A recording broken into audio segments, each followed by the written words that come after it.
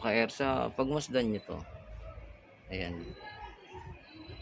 Gumawa tayo ng compressor tester para sa mga inverter fridge. So, ginawa natin to dahil ang daming demand ngayon ng repair ng fridge, pero hindi malaman kung compressor ang problema or yung inverter board. So, test natin to mga ka-ERSA.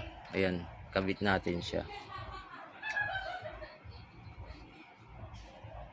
Okay, yan. Kabit natin to. Test natin yung compressor na to mga ka-ERSA.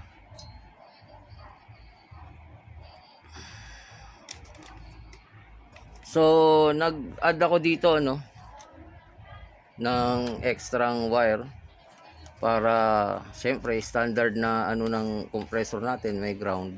So, naglagay naman ako ng ground. Yan. Yung ground niya. Okay, nilagyan din natin siya ng switch mga ka-ERSA para pagka halimbawa nagsaksak tayo nito, hindi dire-diretso under siya. Okay. Okay mga ka-ERSA, plug natin. Tapos switch on natin mga ka-ERSA. Hintayin natin umandar ang compressor. Ayun, mandar mga ka-ERSA. Ayan.